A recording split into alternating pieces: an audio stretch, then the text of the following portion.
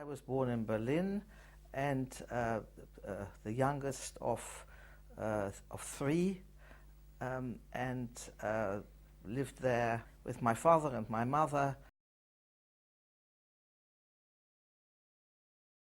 My earliest memory is playing, I think, in Holland. We played on the street, as one did in those days, with friends who lived in the street. Holland was a very pleasant place to live.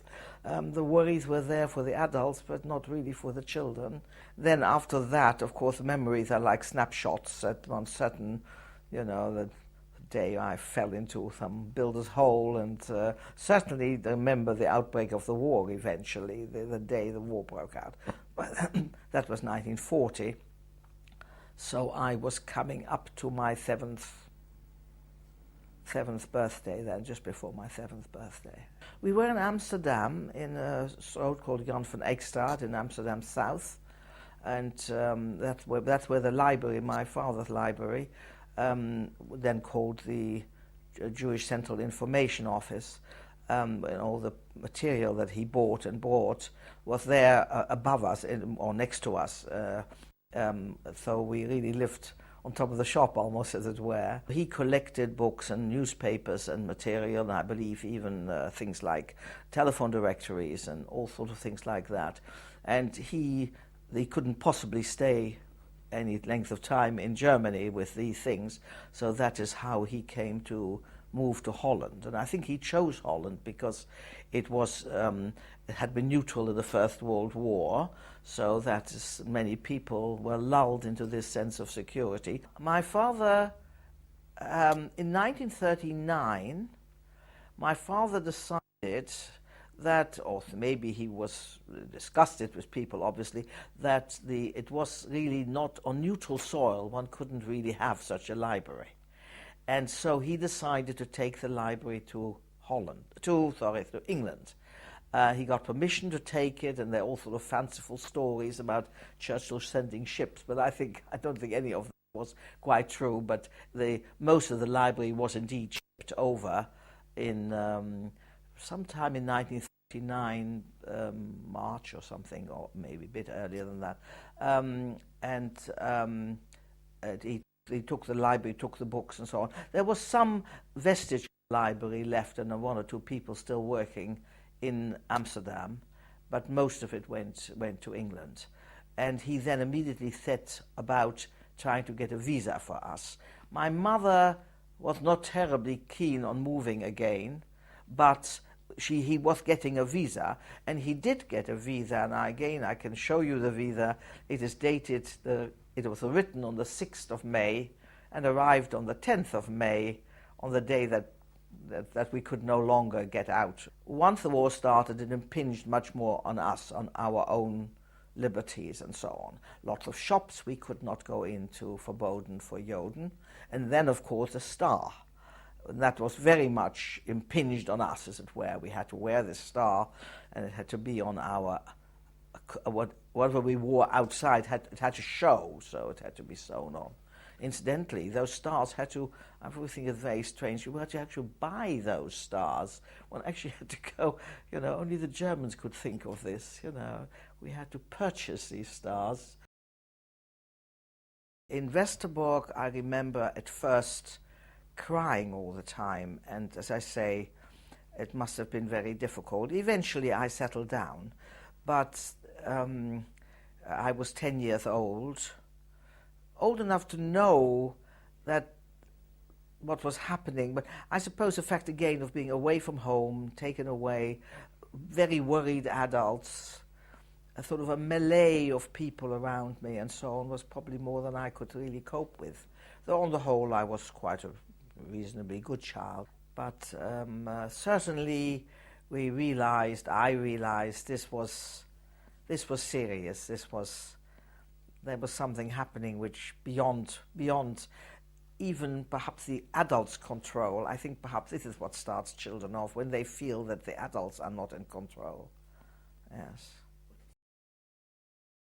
We were put on this transport in December 1943, so we were about 6 months in Westerbork. We were sent in an ordinary train, as far as I can remember, to Belsen. The impression was, as I said before, both bleakness and cold. It was empty. Somehow, I don't know if everybody, I had sort of felt we were going somewhere better, and it certainly did not prove that way. It was very cold. It was very uncomfortable and bleak. The food was, transpired then, was very poor, and everything seemed to be made of turnips. We had a ration every day, and there were sort of churns which came with some sort of soup which had practically nothing in it of any food value, and was very little of it. I mean, that is when we started to experience hunger and cold. In January 1945, there were already rumors. I remember people were getting quite excited, and we were about 250 to 300 people were called to come out and walk past the camp doctor. We were chosen to go on this transport, and we were immediately then and there taken to the railway tracks, and we were sat on the embankment there and given something to eat. You see, this I remember, you see, given something to eat which was a little bit better, which actually had a soup or a stew or something, which actually had something a bit more in it than just turnips. Now, to me, this journey lasted, about 2 weeks, but actually I think it was only a matter of a few days.